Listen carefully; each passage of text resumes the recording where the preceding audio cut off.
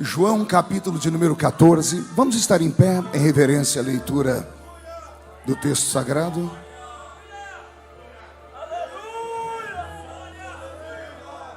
Aleluia. João 14, versículo de número 16. Está escrito: E eu rogarei ao Pai, e Ele vos dará outro Consolador, para que fique convosco para sempre, o Espírito de verdade, que o mundo não pôde receber, porque não o vê, nem o conhece. Mas vós o conheceis, porque Ele habita convosco e estará em vós. Não vos deixarei órfãos, voltarei para vós. Amém, igreja? Feche a Bíblia, coloque no banco, na cadeira, e pegue na mão da pessoa mais perfumada do seu lado. Eu tentei bonito, não deu certo. Perfumado deve ter alguém. Aperte a mão dessa criatura com carinho até ela falar aleluia. Pentecostal que não faz barulho, está com defeito de fabricação, não é? Vamos orar? Senhor, mais uma vez nós oramos, e nós entendemos que dentro de alguns minutos, e esta linda igreja ficará pequena para o tamanho da glória que o Senhor vai mandar do alto dos céus. Os que vieram tristes começarão a saltar de alegria. Os que vieram se arrastando não voltam para casa se arrastando. Hoje voltarão voando nas asas de um novo tempo. E antes que eu comece a revelar os seus segredos, cerque esta igreja com a sua glória. E num raio de 5 quilômetros, onde houver um demônio alojado, eu dou a esses demônios segundos para sumirem de Blumenau, porque se não sumirem, serão queimados pelo poder da sua glória que aqui será derramada. Rasga os céus sobre nós, manda anjos de fogo descerem aqui, que estes anjos desçam trazendo brasas de fogo nas mãos, comecem a esparramar estas brasas entre nós. E onde houver um crente cheio do Espírito Santo, pega ele nesta noite, Jesus, toma ela na sua presença e mostra o caminho da verdadeira e poderosa adoração. Fala conosco, fica conosco, é o que eu te peço agora e sempre. E toda a igreja diz: os que podem, tomem o seu assento, dando a Jesus uma linda salva de palmas, porque Ele é bom, porque Ele é maravilhoso. Graças a Deus. Querida igreja, noiva do Cordeiro, simpatizantes da nossa fé, amigos que vieram de perto ou de longe, autoridades constituídas por Deus e pelos homens, você é um privilegiado de estar aqui nessa noite, porque nessa noite, com certeza, Deus vai alimentar a nossa alma. Aquele que tiver muita fome vai comer muito. Quem não tiver muita fome vai comer o suficiente. Mas eu espero que ao término desse culto você volte para casa um pouco mais crente do que entrou aqui dentro. Amém? Eu li com os irmãos nessa noite um texto que nos últimos 5, 6 meses, pastor Nilton, ele criou vida dentro de mim. Não que outrora não tivesse vida, mas de tempos em tempos o Senhor Jesus me dá um texto da Bíblia para que eu me debruce sobre ele, medite sobre ele, deputado Ismael. E o texto do capítulo 14 do Evangelho de João, ele me trouxe assim um oxigênio, uma força extra, uma reformulação por dentro, porque é um texto que faz muito parte da minha infância. Eu me lembro lá no alto da Vila Tatu, quando eu era garoto ainda, num culto ao ar livre, o presbítero irmão Laíde Gomes, debaixo de um sol de quase 43 graus, e a gente ali orando para Jesus salvar as pessoas, e ele tomou o texto de João 14 e leu. Eu era novo convertido. A voz dele, já carregada pelo cansaço do tempo, somada à emoção de ser um homem muito sensível, e a poesia do texto de João 14, mexeu tanto comigo que marcou a minha vida naquele momento. Eu até marquei, dobrei uma página da minha Bíblia e disse: com uma hora que eu tiver tempo eu quero meditar nesse texto, porque ele é muito bonito. 2 semanas depois, para minha surpresa, num culto, num evangelismo pessoal, antes do culto ao ar livre, o nosso líder de jovens distribuiu para cada um de nós um calhamaço de folhetinhos. Lembram dos folhetinhos de entrega de evangelismo? E era um folhetinho da Sociedade Bíblica do Brasil, bem grande assim. e o meu líder de mocidade tinha um capricho de nos ensinar: antes de entregar qualquer folheto, leia, porque vai que alguém tem uma curiosidade, você sabe do que você está entregando. E eu parei para ler o texto. Em cima do cabeçalho era uma floresta, tinha um desenho assim, e o texto inteiro era João 14. Aí eu li, e parece que como que um passe de mágico, a palavra entrou aqui dentro de mim e ficou na minha memória. Eu fui falar com o meu companheiro de evangelismo, eu disse: você não sabe o que aconteceu? Ele disse: o quê? João capítulo 14, eu memorizei sem querer. Ele abriu um sorriso meio banguelo, porque ele só tinha 2 dentes na boca, era o zagueiro e o atacante.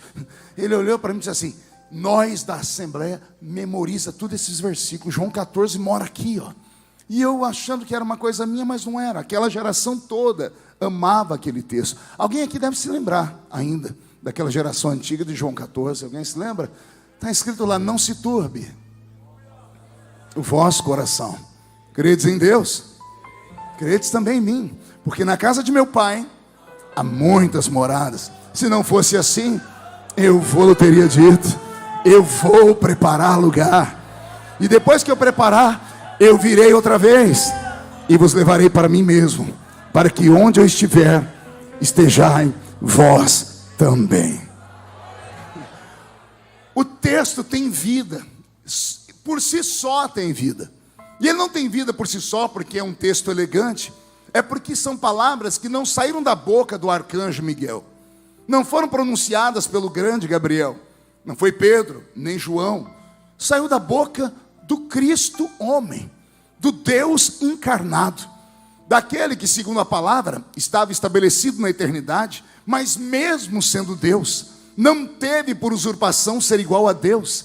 Antes aniquilou a sua forma divina e desceu entre nós e se fez carne e nos amou. Foi Ele quem liberou esta palavra. Por isso esta palavra tem vida em si mesmo. Só que o capítulo 14 não tem apenas esses 3 versículos que eu citei lindo. O texto inteiro é poderoso. É nesse texto que Tomé vai fazer uma pergunta para Jesus, de cunho espiritual e teológico. Jesus vai dizer para ele: eu sou o caminho, eu sou a verdade, eu sou a vida. Então, quando eu me debrucei sobre esse texto e comecei a ler, eu descobri algo tremendo. Que o capítulo 14 do Evangelho de João, ele está estabelecido fora do tempo cronológico da história de Cristo. As pessoas têm que ter entendimento, quando pegarem esse livro na mão para ler, que ninguém escreveu esse livro com o intuito de vendê-lo no início. Não era uma proposta comercial.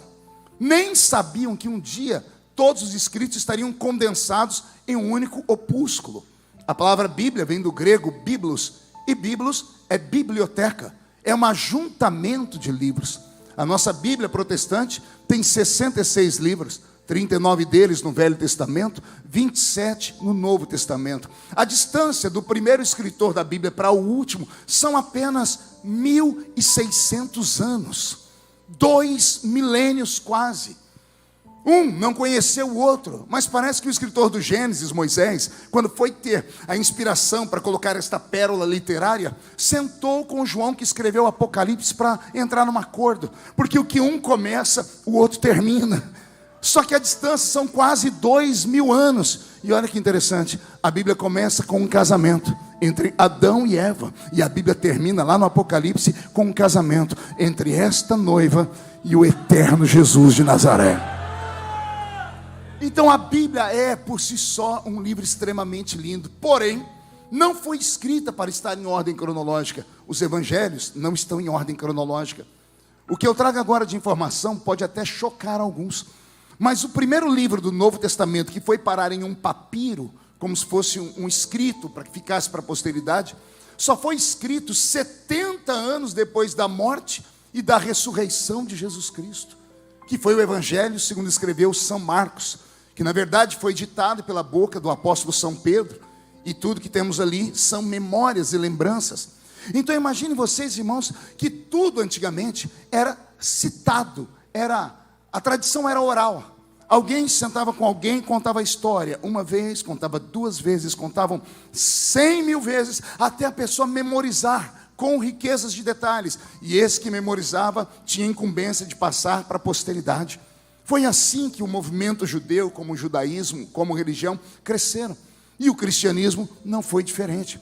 Então, os escritos não estão assim em ordem cronológica. Por que eu estou dizendo isso? Porque o Evangelho de João, no capítulo 14, deveria estar lá no capítulo 20, 21 ou 22, porque ele é um encerramento de um ciclo. O capítulo 14 do Evangelho de João é um capítulo de formatura, é um final de ano, em que um grande professor, o tal Rabi da Galileia, termina suas faculdades de ensino na terra. E ele, que em áureos momentos teve uma escola com quase 15 mil pessoas lhe ouvindo ensinar, os irmãos devem saber disso, porque a Bíblia Sagrada fala que Jesus era um rabi, era um rabino, era um raboni, e essas três palavras têm um único significado: mestre ou professor, bem como a palavra discípulo significa aluno. Então Jesus era professor e ele tinha um colégio apostólico. Ele montou um colégio de missões, Peter. E nesse colégio de missões ele começou a fazer muito sucesso, porque além de ensinar, ele era para as pessoas como que um mágico, porque ele trazia à existência aquilo que não existia. Ele de repente curava um paralítico, ele mostrava um sinal extraordinário que transcendia o pensamento.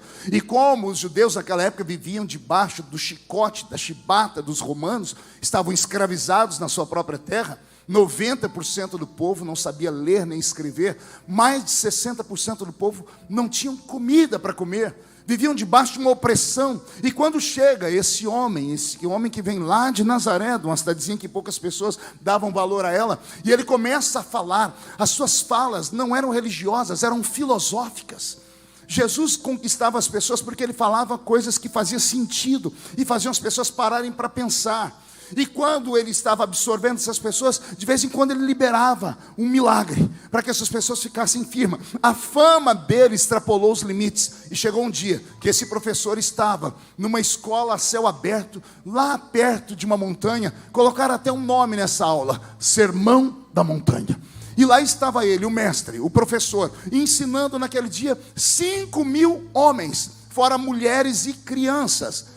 Então imagine vocês que houve um tempo em que a escola de Jesus, assim como as escolas antigas de Aristóteles, de Sócrates, de Platão, de Zenon, os gregos, que levavam as pessoas para a rua para ouvi-los, Jesus, como um filósofo do seu tempo, agrupou milhares de pessoas.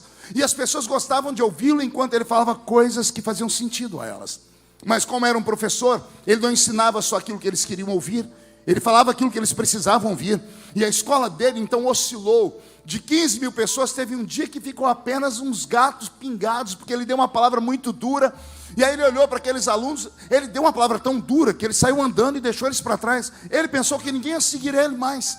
De repente ele para, olha para trás e lá vem 12 alunos que sobraram de cabeça baixa. E ele pergunta para eles: vocês também não vão embora não? Um deles disse: e para onde iremos nós? Para onde iremos nós, se só tu tens palavra de vida eterna? Então, depois que Jesus percebeu que esses 12 meninos, esses 12 alunos estavam prontos para caminhar ao lado dele, ele transformou esses meninos no seu alvo principal. E por 3 anos e meio Jesus os doutrinou. Jesus repartiu com ele os seus ensinamentos, não apenas de fala, mas também na prática. Houve um dia em que ele colocou eles num estágio, mandou ir de 2 em 2. Naquela época não tinha só os 12, tinha mais 58. Então foi um grupo de 70 evangelizar. E voltaram contando as proezas. Teve alguns que voltaram contando só tristezas, porque fazia parte do show. Mas todos eles estavam aprendendo. Depois de 3 anos e meio, quantos anos eu disse? Coincidentemente, quase 4 anos, que é um tempo aqui no Brasil de uma matéria normal em uma faculdade. Aqui 4 anos se forma uma pessoa, dependendo da matéria. Com 3 anos e meio, o mestre da Galileia chamou os seus discípulos, os seus alunos, e disse: parabéns, vocês se formaram com louvores, vocês terminaram, e hoje é o último dia em que vocês vão ouvir esse velho professor falar. E quando Jesus começa a dar as despedidas, ao invés de ter um momento de euforia, de alegria, porque quando termina uma escola, os alunos fazem aquela festa, poxa, terminou aquelas coisas difíceis, né? A encheção de paciência do professor, aquele amigo que só faz bullying com a gente, era uma escola. Terminou, eles olham para o lado, eu imagino a emoção deles a princípio, porque houve dias em que eles estavam dividindo a atenção de Jesus com milhares de alunos. E agora no final do curso, só tem 12. Muito parecido com os dias atuais. Você lembra quando entrou na escola a primeira vez, no primeiro dia, no primeiro ano? Não cabia de gente na classe. 6 meses depois já começou a diminuir.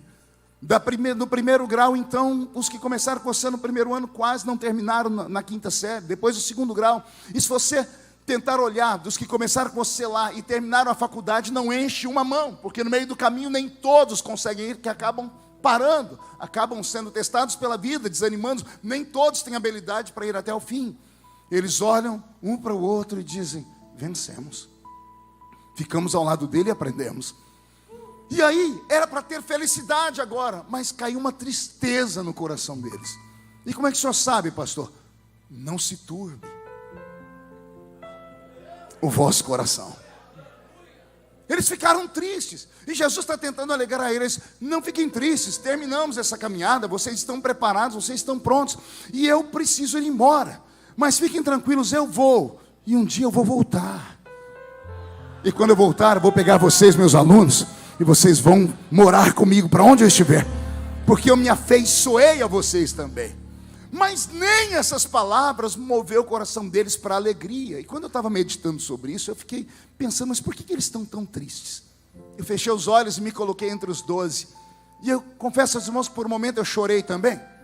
Pergunte por quê. Imagina você ficar 3 anos e meio ao lado de uma pessoa muito querida. Uma pessoa com quem você vai se adaptar, que até os puxões de orelha dela te fizeram crescer. Alguém que te ajudou a ser um ser humano, que te deu um norte, que te deu uma vida, que te deu uma história. E de repente essa pessoa diz assim: agora você não precisa mais de mim, eu vou embora, porque você vai dar sequência à minha história.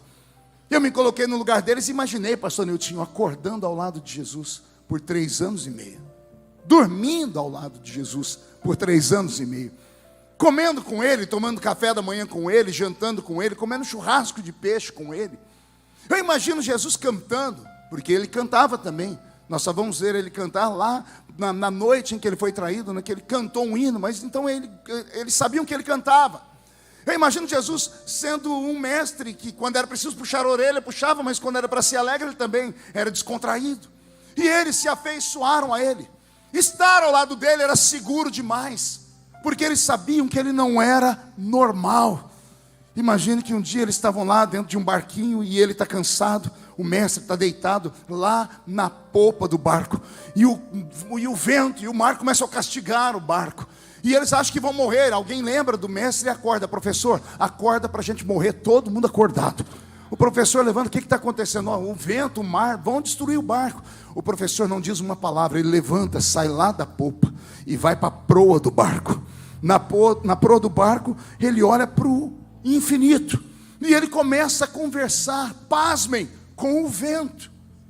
Ele começa a conversar com o mar. Ninguém nunca tinha visto alguém falar com elementos da natureza. É sabido que o vento assovia, era sabido que há o braço do mar, mas ninguém sabia que o mar e o vento tinham ouvidos para ouvir e consciência para obedecer. E o mestre deu uma palavra: aquieta-te, vento, acalma-te, mar. E o vento e o mar se acalmam. E ele não diz uma palavra, ele volta lá para o cantinho dele para dormir. Ele vai passando e os alunos vão dizendo: que homem é esse? Que até o vento e o mar o obedecem. Que homem é esse? Houveram dias em que eles viram ele trazer à existência a saúde. Eles viram a morte cruzar o caminho dele por 3 vezes. Nas 3 vezes, do jeito que ela veio, ela teve que voltar sozinha. Porque ela vem e não volta sozinha. Mas quando cruzou o caminho do mestre, ela veio e voltou sozinha, porque ele não deixou que ela arrebatasse nenhum deles. Eles viram ele quebrar a lei da gravidade. Eles viram ele pisar em cima das águas do mar. Nunca se ouvira falar de tal feito até então. Ouviram falar no povo deles que alguém orou para que um certo machado flutuasse em cima das águas. Mas um homem caminhar em cima das águas foi a única vez que se ouve dessa história. 3 deles, que eram mais íntimos, contavam para os outros: um dia ele subiu com a gente no alto do Monte Tabor.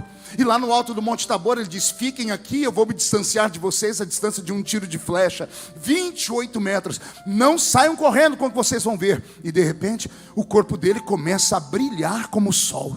E de repente o corpo brilhando como o sol sai da terra e flutua no ar. E aí acontece o incrível, o imponderável. O céu se rasga em 2 partes, e dois personagens saem de um outro plano cósmico e aparecem diante dele. Um é Elias, o outro é Moisés. Enquanto os três estão conversando, uma voz bem suave lá naquele lugar fala: Moisés é a lei, Elias é o profeta, mas o meu filho, a ele vocês vão ouvir a partir de agora. Estar ao lado dele era sinônimo de que não havia fome. A matemática dele era incrível, porque 2 mais 5 são 7. Mas ele ensinou para eles: não, 2 mais 5 para mim é igual mais de 15 mil. Eu amo crente que entende a Bíblia. Vou falar de novo. A matemática de qualquer professor era 2 mais 5 igual a 7. A dele não, 5 mais 2 era igual a mais de 15 mil. Porque com 5 pães e 2 peixinhos, ele alimentou 5 mil homens, fora mulheres e crianças, e ainda sobrou 12 cestos cheios. Estar ao lado dele era seguro demais. E de repente, do nada, ele acorda e diz assim: vocês não precisam mais de mim. Eu estou indo embora agora. E vocês agora vão fazer a minha parte, porque eu plantei vocês nessa terra. Quando Jesus percebe que eles ainda estão tristes, ele tenta estimulá-los, né? Como um bom mestre fala. Qual é o sonho de todo mestre? É que o aluno seja melhor do que ele. Se tem algum professor aqui, ele pode dizer isso a você ou ela. O sonho de todo professor é que um dia o seu aluno supere, vá além. Como o pai sonha em um filho ser melhor do que ele. Aí o professor vai animá-los dizendo assim: não sintam tanto a minha falta, porque vocês serão melhores do que eu. E alguém pode dizer: pastor, isso é heresia, porque Jesus era Deus, como é que os alunos, criaturas, podiam ser melhor do que ele? Foi o mestre que disse, o professor que disse. E olha o que ele disse: vocês farão as obras que eu faço, mas vocês farão outras maiores do que aquela que eu fiz. Isso aqui dá um nó na minha cabeça. Você já meditou nisso? Eu vou te fazer dar um nó na sua também. Jesus um dia chegou em um cemitério, tinha um morto lá dentro da tumba, fedendo, apodrecendo há 4 dias. Jesus mandou tirar a pedra e gritou com ele lá dentro: Lázaro, sai. E Lázaro, morto de 4 dias, voltou à vida e saiu saltando. Aí esse Jesus que trouxe o morto lá de dentro da tumba com 4 dias, diz assim: eu trouxe ele, mas vocês farão obras maiores do que essa. Não caiu a ficha, vou falar de novo. Ele está chegando em uma cidade e tem um cego que não para de gritar: Jesus, filho de Davi, tem misericórdia de mim. Até que Jesus pergunta: quem é? Estão dizendo: tem um cego ali, traz o cego até mim. O cego que mais enxergava na Bíblia, porque o cego ficou em pé, pegou uma capa e jogou fora. Todo mundo acha que ele ficou com calor, não era. A capa era um alvará que o prefeito tinha dado para ele poder pedir esmola. O cego que ainda não enxergava com esses olhos, quando ouviu falar que Jesus chamou ele, ficou em pé, pegou o alvará e disse: não preciso mais da prefeitura, não preciso mais do Estado, não preciso do Bolsa Família, não preciso mais do auxílio emergencial. Agora quem está me chamando é o dono dessa paçoca toda aqui. Aí Jesus curou esse cego. Aí Jesus disse: eu curei ele, mas vocês farão obras maiores do que essa. Alguém está entendendo o que eu estou dizendo aqui? Eu estou com o meu corpo todo arrepiado já. Olha que coisa fantástica, que presença única. Não bastasse essas coisas, um dia Jesus olhou para um homem, já foi citado aqui pelo irmão Cleiton, citando o texto. Ele falou que Jesus perdoou um homem de seus pecados. Aí Jesus olha para nós, seres humanos, comedores de arroz e feijão, gente que saiu do mundo suja. A maioria de nós, quando entramos em uma igreja como essa pela primeira vez, éramos lixo. É claro que no final do culto saímos como luxo, mas entramos como lixo. Éramos podres, coração ruim, ninguém dava crédito para a gente. E aí esse ser humano do seu lado aí, de carne e osso, que você não dá nem um oi para ele, se chegar perto de uma pessoa à beira da morte, num acidente, e ele conseguir a atenção da pessoa e falar: se você entregar a sua vida para Jesus agora, eu oro e você vai para o céu. O guarda de trânsito não consegue fazer isso. Um deputado federal, apenas pelo seu título, não consegue fazer isso. Aí vem um crente que malemar sabe falar, é analfa de pai e beta de mãe, e diz: Jesus me diz que o que eu ligo na terra é ligado lá em cima no céu. Entendeu? Não, vou falar de novo. Vem essa criatura com a mão cheia de calo e diz: você aceita Jesus? Senhor, perdoa os seus pecados. Aí não interessa que pecado é, se matou, se roubou, se estuprou, se violentou, se houver arrependimento. Quando essa criatura libera esta palavra, cai sobre aquele sujo um manto vermelho, que é o sangue do Cordeiro. E o sangue de Jesus Cristo purifica o homem de todos os seus pecados. É isso que Jesus está falando para aquela escola de missionários. E mesmo falando tudo isso, eles ainda ficaram tristes. Jesus então vasculha a mente deles. E ele entende que não é que eles estão tristes porque ele está indo embora só. Eles estão tristes porque eles vão ficar sem a presença dele. Jesus, lendo a mente deles, deve ter se lembrado do que gritou o grande rei uma vez lá no Velho Testamento, depois de ter cometido um monte de erros e pecados grosseiros. O rei sentou na presença de Deus e negociou, falou: pode tirar de mim o reino, pode retirar de mim a fama, mas não retires de mim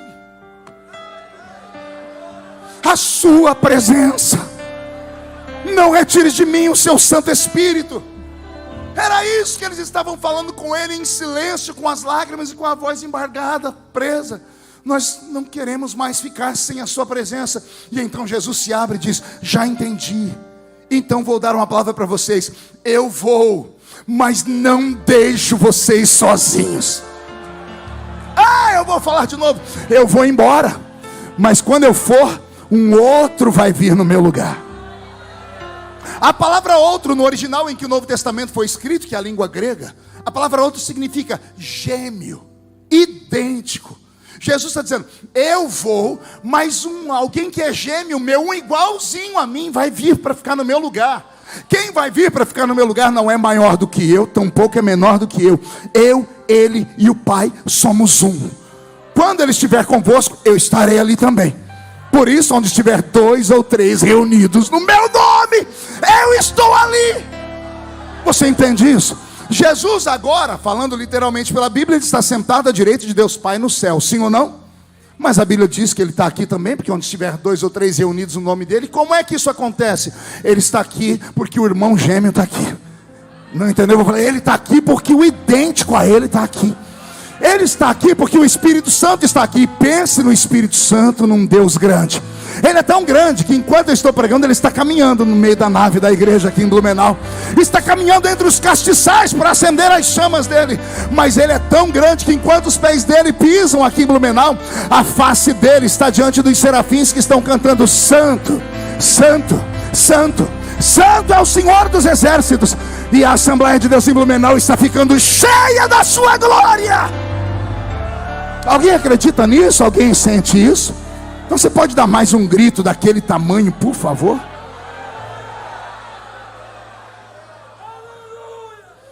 Vocês não vão ficar sozinhos. Eu vou mandar um tutor para ficar ao lado de vocês. Ele vai ser muito discreto, ele vai deixar vocês aparecerem.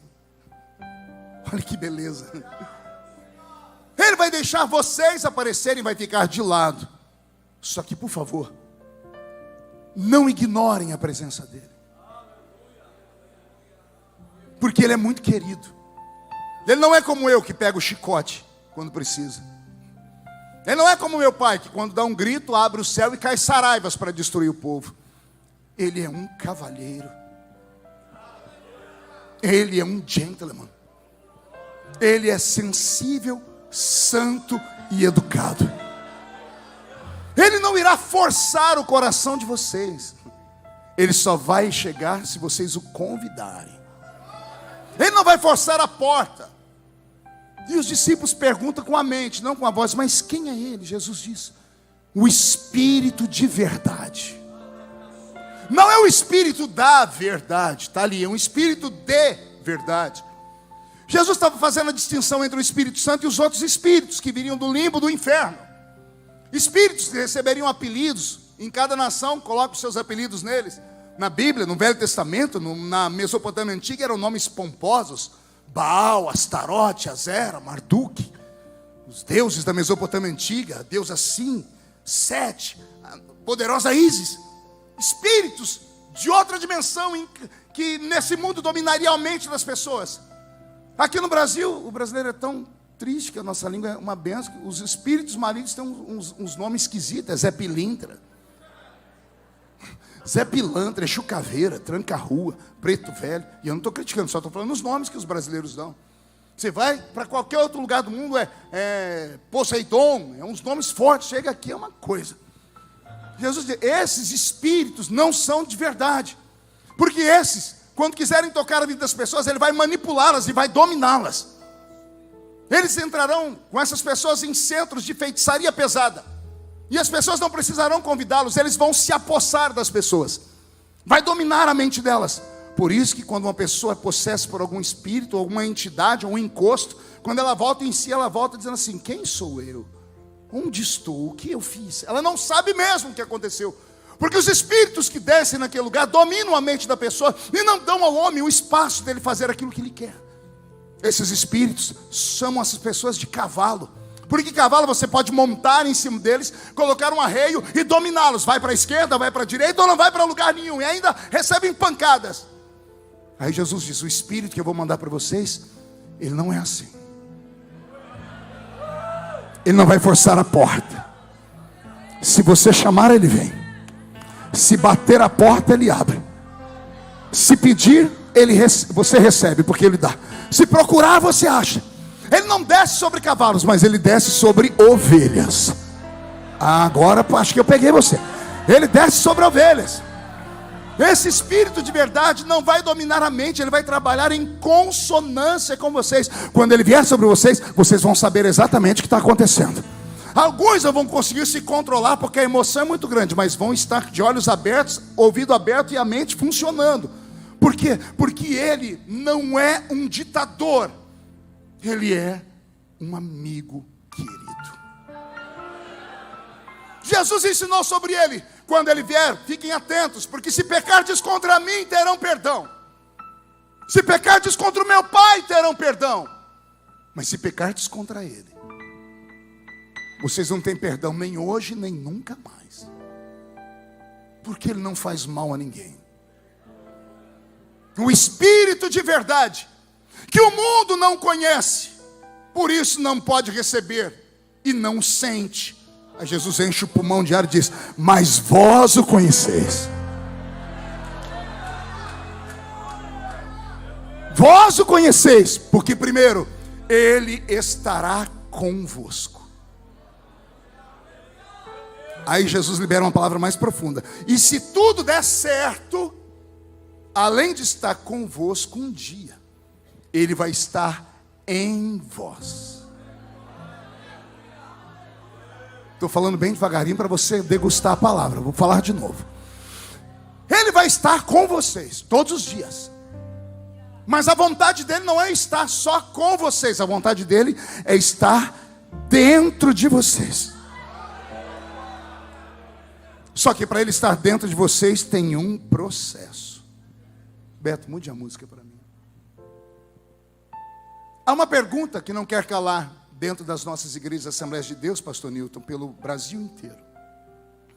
A minha geração, a geração dos mais velhos, nós de cabelos brancos, barba branca, nada abala a nossa fé. Nada.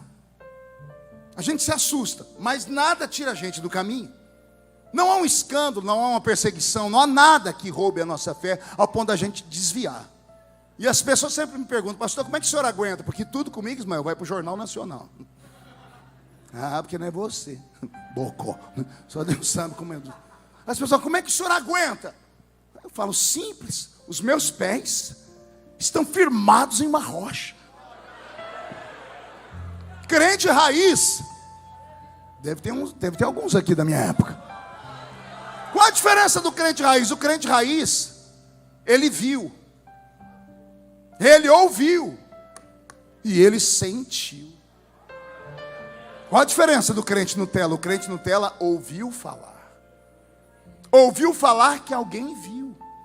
Ouviu falar que alguém sentiu. Então tem uma diferença muito grande em quem ouve história e quem viveu a história. Nós, assembleanos mais antigos, fomos criados na base de milagres de verdade. Crescemos em ambientes onde nós não tínhamos essas parafernálias de instrumentação tecnológica, que é muito bem-vinda. Nós não tínhamos isso. Não tínhamos essa musicalidade tão perfeita de hoje. Era a velha harpa cristã.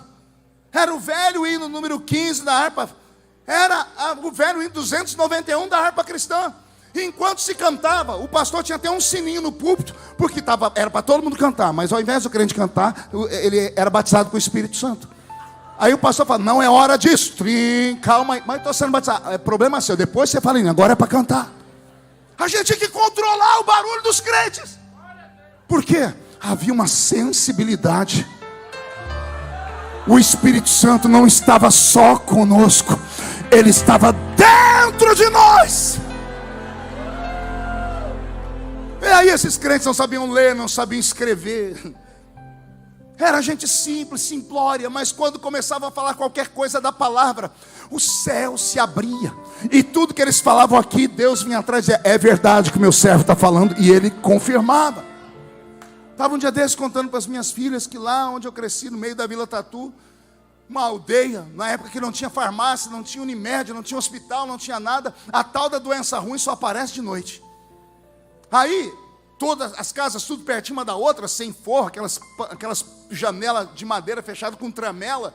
A gente escutava o vizinho gritar, abria a janela, estava lá um irmão correndo, com um filho desfalecido, quase morto, andando no meio da vila, gritando por socorro. E ele não ia procurar alguém que tinha um carro de burro para levar para a cidade, não. Ele ia para a casa do presbítero da igreja. Aí o presbítero da igreja abria a porta com a lamparina. E estava lá o irmão Ovídio Ramos, um presbítero da nossa igreja, um negro de 2 metros de altura, a mão dele parecia uma raquete de tênis. A barriga lá, Assembleia de Deus, cemitério de frango, né? Curva da prosperidade. O irmão Ovídio estava lá.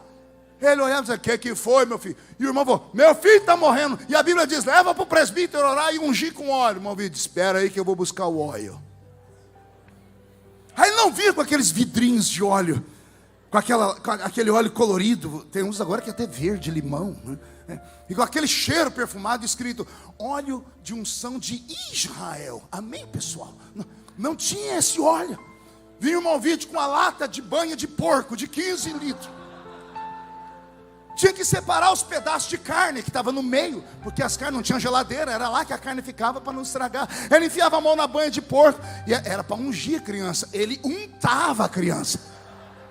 Ele deitava o menino, tirava pegava o óleo, pegava da cabeça e até o pé virava. A criança parecia uma banana milanesa. E dizia, pode levar que Jesus já curou. 6 horas da manhã, 6h30, a gente abre a janela. Olha o menino correndo na rua, soltando pipa, carregando um carrinho aqui, brincando. Ué, esse menino não estava morrendo. A vila inteira falando, o velho Ovídio orou.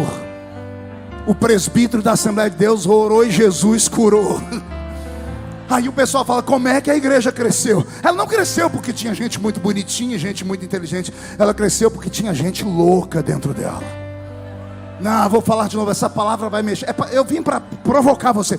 Tinha ainda alguns loucos no nosso meio. Pastor, o que é um louco? Um louco é aqueles crentes como eu, quando não tinha cultura bíblica, e quando eu ficava cheio do Espírito Santo, alguém dizia, o que aconteceu? Eu não sei, um negócio me pegou. É um trem dentro de mim. Um dia minha mãe escutando eu dar o meu testemunho, né? Minha mãe não era crente, ela falou assim para mim, pastor Nilton, isso aí é encosto. Eu falei, não, dona Lúcia. Se tem um trem que pegou você é encosto. Eu falei, não, é Deus, né? Aí eu comecei a estudar, falei, Deus, eu preciso falar uma folha de forma melhor, porque eu falei que era uma coisa, um negócio. Aí hoje, com a minha cultura, eu já pedi perdão a Deus. Falei, Senhor, hoje eu sei falar. Tem hora no culto que eu não consigo me controlar. Não é porque tem uma coisa dentro de mim. Não é algo dentro de mim. É que tem alguém. Você entende isso? Eu não vou falar de novo. Tem alguém dentro de mim. E esse alguém tem nome. Um espírito da verdade que o mundo não pode ver, não pode sentir porque não conhece. Mas vós o conheceis, porque ele estará convosco. E eu me lembro exatamente quando foi que ele chegou. Alguém se lembra? Estavam todos reunidos no mesmo lugar, quando de repente veio do céu um som como de um vento forte e impetuoso, que encheu a casa onde estavam assentados, e foram vistos por eles línguas repartidas como que de fogo, as quais pousaram sobre cada um deles, e todos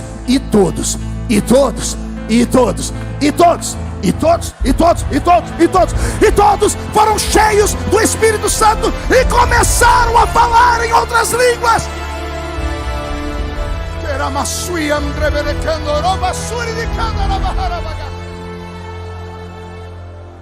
Por favor, me ouça com o seu ouvido espiritual. Que legado deixaremos para os nossos filhos? Se nós nos envergonharmos da nossa fé carismática, pentecostal e às vezes até extravagante.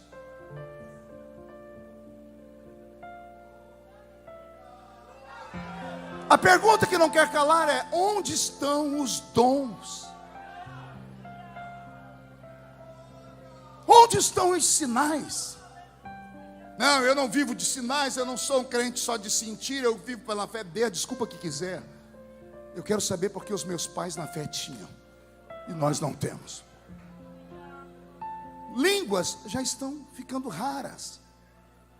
Interpretação de línguas já tem muito tempo que eu não escuto. Testemunhos de arrebatamento de sentidos virou uma mosca branca. Prodígios de manifestação do dom, da operação de maravilhas, parece que nunca existiu. E por que não acontece mais, pastor? Só tem uma explicação, vamos para a Bíblia. 1 Coríntios capítulo 11 e 12. É o mesmo Espírito que opera tudo em todos. E a um, pelo mesmo Espírito, é dado o dom da profecia. A outro, pelo mesmo Espírito, é dado o dom de variedade de línguas. E é também o mesmo Espírito que dá a outros a interpretação da língua. É o Espírito que dá o dom de discernir espíritos. É o Espírito que dá os dons, no plural, dons de curar os enfermos. É o Espírito também que dá o dom da fé fora do normal, da fé fora da casinha, que traz à existência aquilo que não existe. É o mesmo Espírito que dá a palavra do conhecimento, vulgo, revelação profunda. A Bíblia diz que quem dá é o Espírito. Jesus veio, escolheu a noiva. Aí ele mandou o Espírito para ornamentar a noiva, adornar a noiva. Por que no dia do casamento ninguém olha para o noivo, ninguém olha para as daminhas, ninguém olha para o enfeite, todo mundo espera a noiva? Ela é a cereja do bolo da festa. Todo mundo quer ver a roupa da noiva, todo mundo quer ver como ela está ornamentada. Sempre foi assim e assim sempre será. O Espírito é quem ornamenta a noiva. Não preciso falar para uma igreja tão sábia a velha história de Abraão chamando o seu servo Eliezer, dizendo: vai buscar a Rebeca para o meu filho Isaque. Não preciso falar de um Eliezer que faz uma oração e um voto e carrega 10 camelos com ele. Nos camelos ele leva joias de ouro, joias de prata e vestidos para a noiva. Não preciso falar que quando Rebeca aceita, ele dá para ela primeiro vestidos novos, depois ele dá para ela joias de prata, e aí ele dá para ela joias de ouro. É o Espírito Santo também que trabalha na purificação da noiva, da roupa da noiva. É ele que dá a ornamentação com a prata, que são os frutos do Espírito, que coincidentemente são 9, assim como os dons também são 9.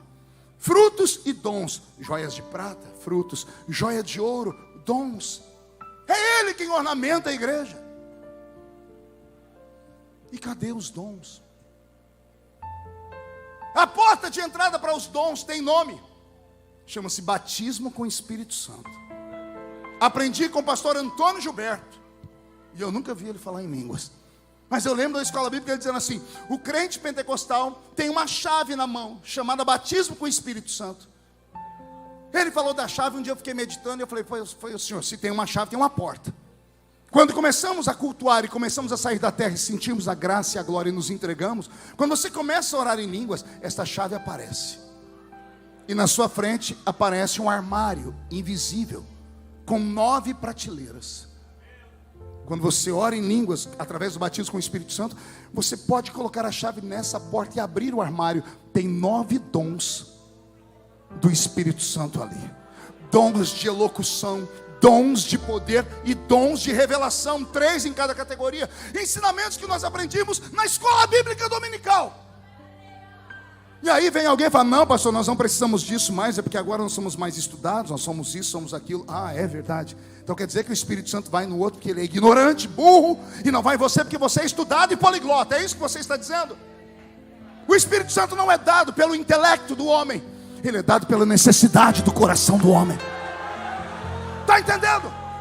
Ele não vai mais sobre a sua vida, que você se tornou autossuficiente. Você manda em si mesmo, você manda no seu nariz, você determina a sua vida. Nesse mundo relativismo, onde um pastor de terno e gravata como eu não inspira mais confiança, onde as pessoas ficam comendo esse lixo de internet, esse lixo tóxico de internet, que diz a pessoa: uma vez salvo, salvo para sempre. E os crentes agora começam a relativizar até a sua fé, vão ficar no culto apenas como mero assistentes.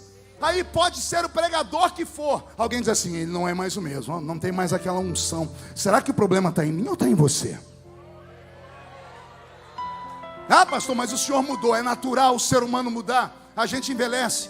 Geralmente o produto, com o passar do tempo, é preciso alguém fazer uma embalagem nova para ele, mas o conteúdo continua o mesmo. Entendeu aí? Não, a carcaça mudou, mas aqui dentro ainda é o coração do menino da Vila Tatu. Por quê? Porque eu nunca deixei nada apagar a chama do Espírito que está aqui dentro. Nunca deixei ninguém se meter entre as minhas experiências com Deus e a forma como eu vejo, como eu enxergo, a visão que eu tenho do reino espiritual. Como é que você acha que alguém fica de pé nesse mundo perdido, se ele não tiver uma proteção divina, se ele não tiver uma unção sobre a vida dele? Esta unção não é uma coisa minha, não é uma coisa somente do pastor Nilton. Ela está disposta para todos nós, porque todos nós somos alunos dessa escola. E ele disse: se você se formar, eu te dou o canudo nessa noite. Não entendeu? Eu vou falar: hoje é a noite da sua formatura. O Senhor está dizendo: você está entendendo o que eu estou te dizendo? A partir de agora você vai sair por esse mundo e vai fazer as obras que eu faço, mas vai fazer obras maiores do que essa que eu faço. Alguém acredita nessas coisas de louco? Se eu falar para você que nós corremos o risco desta semana, final de semana, início de semana, acontecer uma outra coisa que vai chamar a atenção do mundo inteiro aqui para Blumenau, mas dessa vez não será tragédia. Será a seguinte história: crente da Assembleia de Deus entrou no mercado, a sombra dele levantou um paralítico. Alguém acredita ainda? Você acredita que Deus pode usar você com sinais, prodígios e maravilhas? Tem algum assembleiano pentecostal raiz aqui? Então, se você acredita nisso, manda o diabo para os quintos dos infernos e recebe autoridade, recebe poder e força.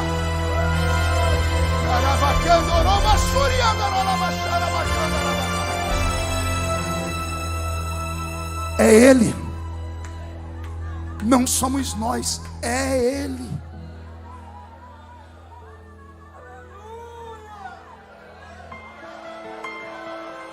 E Ele está aqui.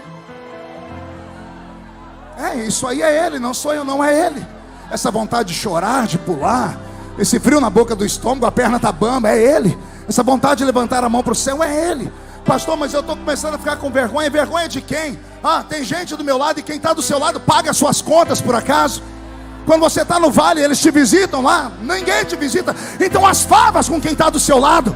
Deixa o Espírito Santo tomar conta da sua vida de novo e reage. Isso. Se tem alguém batizado com o Espírito Santo, ore em línguas. Se tem profetas, levante a sua voz e deixe o céu ficar baixinho aqui em Blumenau. Ai, meu Deus.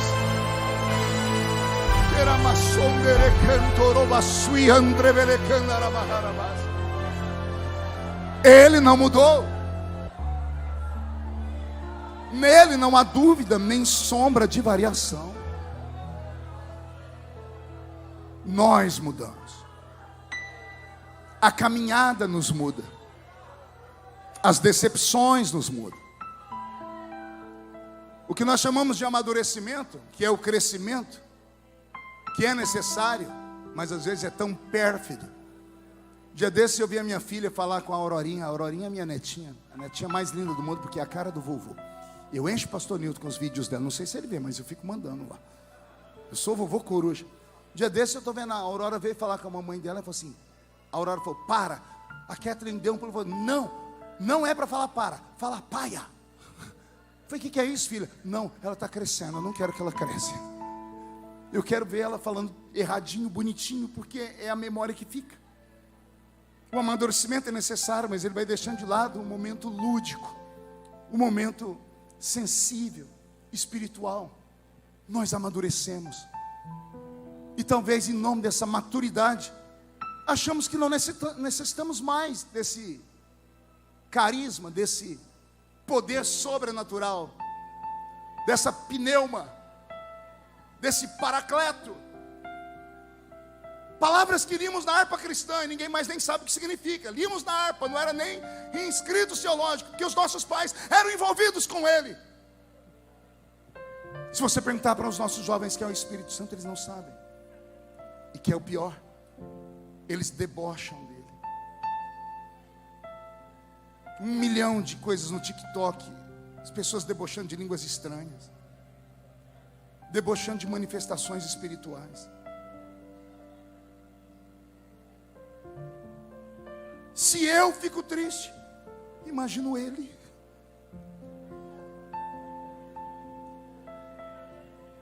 Não há mais nem seriedade. Que Deus nos cure nessa noite, porque senão não vai ter futuro no amanhã. Jesus entendeu que sem o Espírito Santo eles não iam conseguir fazer nada. E o Espírito Santo, quando você chegou aqui no culto, no templo, ele estava lá naquela porta por onde você passou. Estava em pé, olhando para você com as mãos assim, eu imagino. Uma criança ansiosa. Você passou, ele disse, quem sabe é hoje. Quem sabe ela volta. Quem sabe ele volta. Quem sabe eles voltam a acreditar. Quem sabe eles voltam a buscar.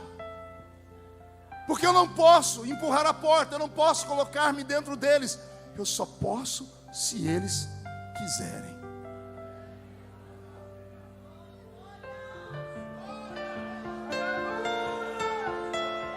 Ele está aí.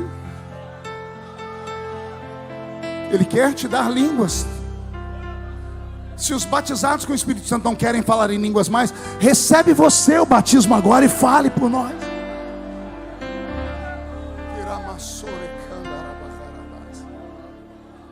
Partindo para a conclusão, Jesus ensinou a eles que o Espírito Santo viria. E as últimas duas palavras são as que mexem comigo. Porque Jesus disse, Ele estará convosco. Estar convosco é diferente de estar em vós. Porque são essas duas palavras que ele diz. Ele estará convosco e estará em vós. Estar com é uma coisa, estar dentro é outra coisa. E eu comecei a orar, eu falei, Senhor, como assim? O Senhor disse, todo crente, eu estou do lado dele. Mas eu não posso estar dentro de todos eles. E eu falei, por que não? E ele me disse, porque eu não posso ir onde alguns vão. Eu não posso colocar os meus olhos onde alguns colocam os deles. Porque eu sou santo.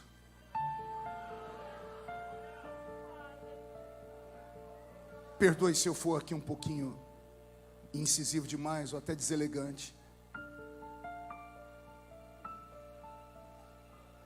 O senhor deixaria a sua esposa tomar posse do seu WhatsApp?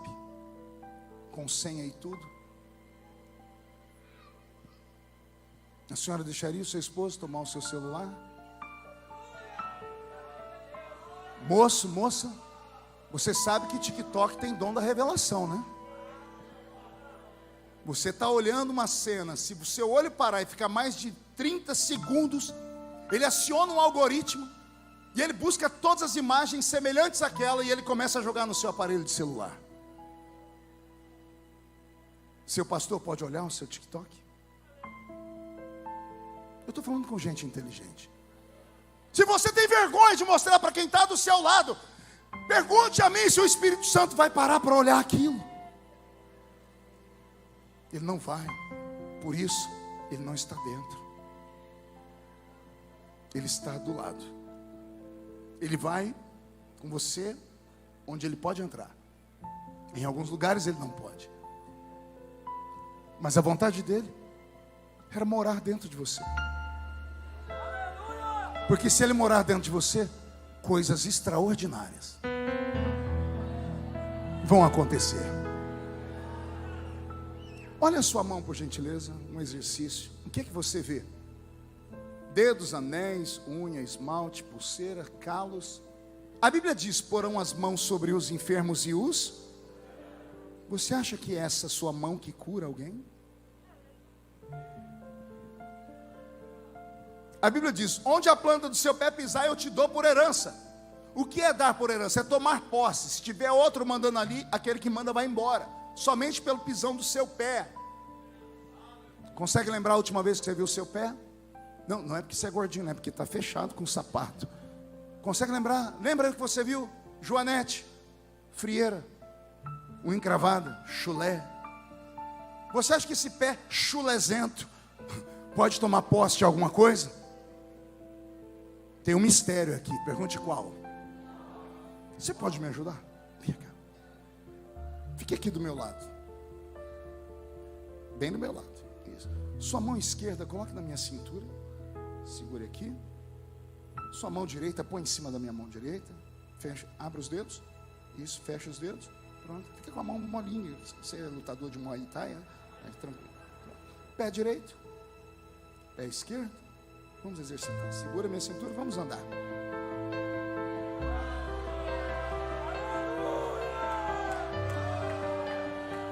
Alguém está perguntando: o que é isso, pastor? Deveria ser você. Quando a Bíblia diz: porão a mão sobre os enfermos e os curarão, não é a sua mão, é que tem uma outra mão. Quando você coloca a sua mão, ele vai e coloca a mão dele. A mão dele é a mão do Criador, e o Criador conhece as células defeituosas, e ele sabe como mandar embora a enfermidade. Está entendendo ou não? Porão a mão sobre os enfermos e os curarão. Não é a sua mão, é a mão dele que devia estar aí dentro. Aí você vai tomar posse do lugar. Vamos lá, agora equilibra, hein? Segura aqui, firme. Pezinho direito. Levanta. Vamos lá, vamos equilibrar. Você vai pisar em um lugar. Você acha que é o seu pé que manda os demônios embora daquele lugar para tomar posse? É que quando você pisa, ele pisa com você. E quando ele pisa, o movimento cósmico todo acontece. Os demônios conhecem o pisão do pé dele. Ó, chegou aí quem manda no lugar. E ele chegou com alguém. Então a partir de agora a gente vai embora. E quem ele está dentro é que vai tomar conta disso aqui. A partir de agora, onde a planta do seu pé pisar, o Senhor te dá. Onde você colocar a sua mão, ele vai curar. Para onde você olhar, ele vai olhar, porque ele está dentro de você. Quando você abrir a boca para falar, ele vai falar.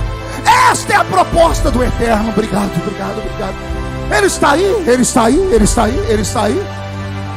Por gentileza, com a autorização do pastor, levante a mão direita, chacoalhe ela assim, faça uma tomada disso para passar na televisão, fica bonito. Coloque a mão no ombro de quem está do seu lado, com carinho, respeita essa pessoa bonita, essa autoridade.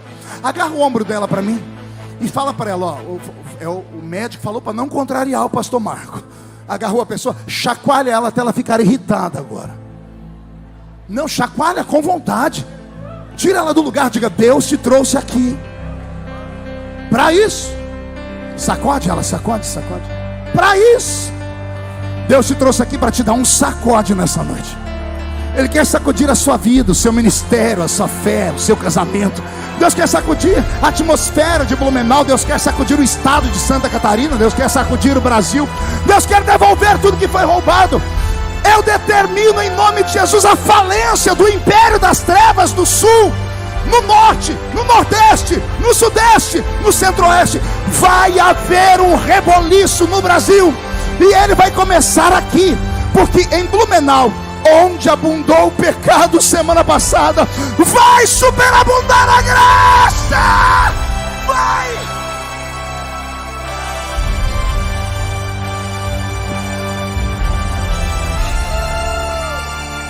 Eu falava para o pastor Peter, eu comentei com o pastor Abner, se Deus permitiu o que aconteceu aqui, porque tudo é permissão dele, deve ter um propósito, pastor Nilton. tem um propósito. É a maneira de Deus chamar a atenção do mundo para essa cidade. Essa cidade está em evidência. É hora dessa cidade começar a exportar glória, exportar cura, exportar prodígios, exportar maravilha. E Deus só pode contar com você. Mas como é que Ele vai te usar se o Espírito não pode estar aí dentro? Você precisa rever seus conceitos, seus valores, sua fé, sua santidade, colocar o seu altar no lugar, tirar todos os entulhos e voltar a ser crente de verdade. Você pode ser moderno, só não precisa ser mundano. Você pode ser para frente, só não pode deixar Jesus para trás. Você pode cantar as músicas novas, mas não pode esquecer a essência de antigamente. E se tem algum pentecostal, fica de pé comigo agora. É hora de recebermos esta autoridade.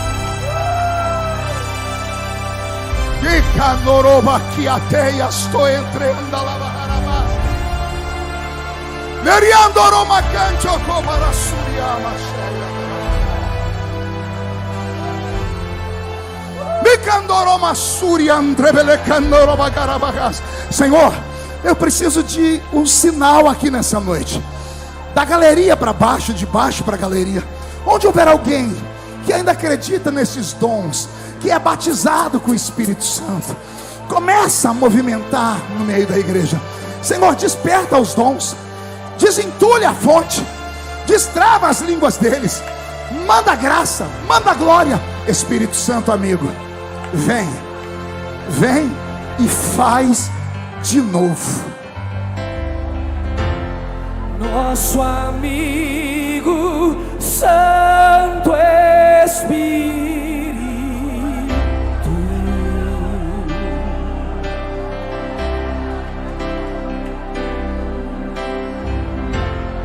venha aquecer os corações.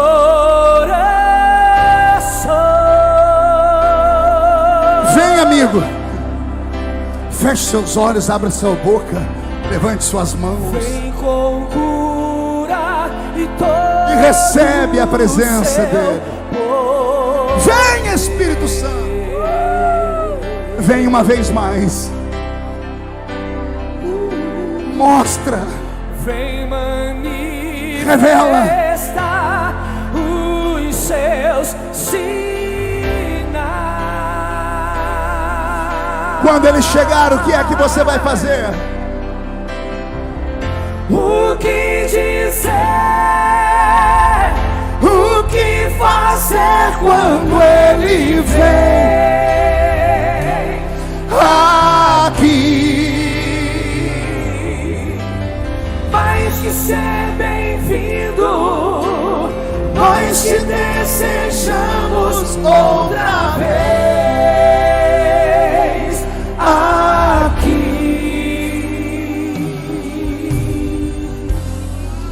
Eramashui andrebele candorobas, teloim telomandrebele suridi candarabagas. Senhor, nós não queremos um avivamento apenas dentro da igreja. Visita essa cidade, porque a cidade toda está machucada. Vai do alto do arranha-céu até aquele morro. Sopra o seu vento nos quatro cantos de Blumenau. Essa cidade foi sacudida semana passada e só restaram ossos secos. Sopra, Espírito, e ajuda os ossos. Faz nascer nervos sobre os ossos, faz nascer carne sobre os nervos. Dá vida e coloca de pé aquele que estava morto, e traz de volta um poderoso e glorioso avivamento, a essência da sua presença. Renova este lugar, enche este lugar. Senhor, faz de novo, faz de novo, faz de novo. Faz de novo, faz de novo. Batiza de novo, cura de novo, renova de novo, levanta os profetas de novo. Tá sentindo? Tá sentindo? Vem, Blumenau, vem comigo. Sai da terra. Faz de novo, faz de novo.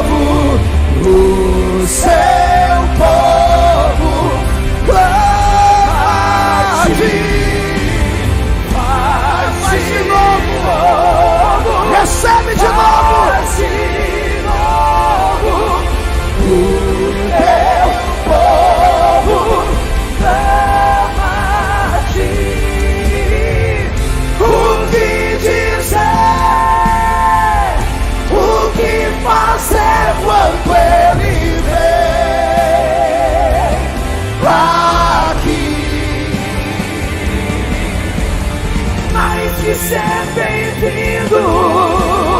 Nós te desejamos outra vez aqui.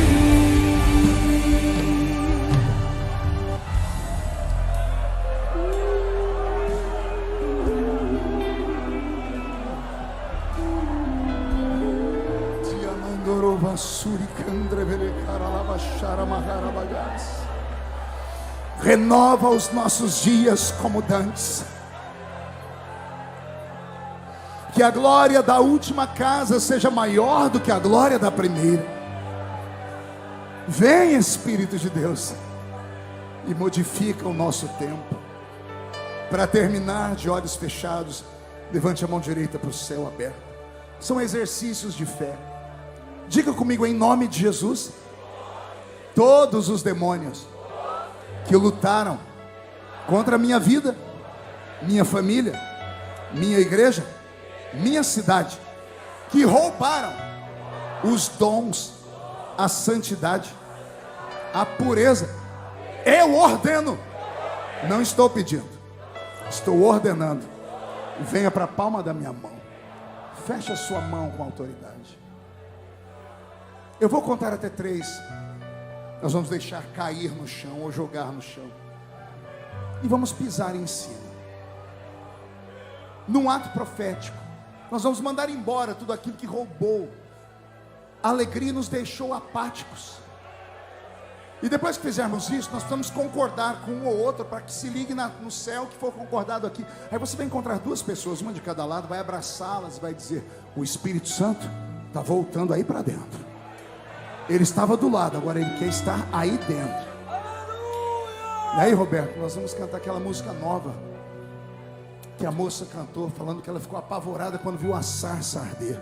1, você nunca mais será o mesmo. 1,5, sua família sentirá orgulho de você de novo. 2, quem viver verá, para ver o que Deus fará em Blumenau por esses dias. 2,5, o sul do meu Brasil voltará a ser a capital do avivamento dessa nação. 3, jogue no chão, pisa em cima. Eu poderia estar, abraça alguém aí, em qualquer outro lugar, mas tua glória me atraiu, tua presença me atraiu. Tentei me esconder, com medo de não viver, mas tua glória me atraiu, sua presença me atraiu. É que a sarça pegou fogo e não se consumiu, e a voz que saiu dela um dia me atraiu, e o meu coração queimou até que descobriu que um dia quando a glória vale mais que 1000. É que a sarça pegou fogo e não se consumiu, e a voz que saiu dela um dia me atraiu, e o meu coração queimou até que descobriu que um dia quando a glória, um dia quando a glória vale mais que 1000. Eu poderia estar, você poderia estar em qualquer outro lugar, mas sua glória me atraiu, sua presença me atraiu.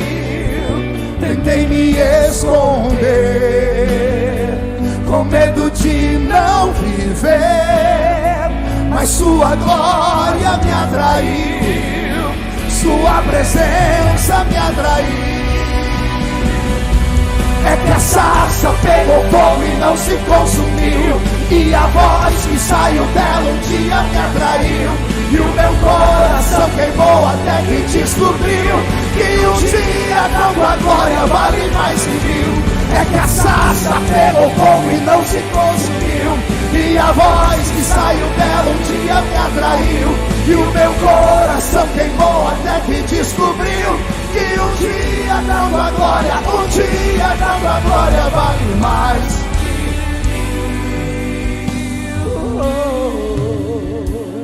1000. Eu profetizo para encerrar um tempo de tanta glória, que virão pessoas do Brasil todo aqui em Blumenau, só para beber dessa fonte que começa a jorrar. Só quem crê nisso, dê a Jesus uma linda salva de palmas. Quem pode aplaudir e gritar? Quem pode aplaudir, gritar e dar um pulo para cima? Sai da frente, Satanás! Estamos em guerra.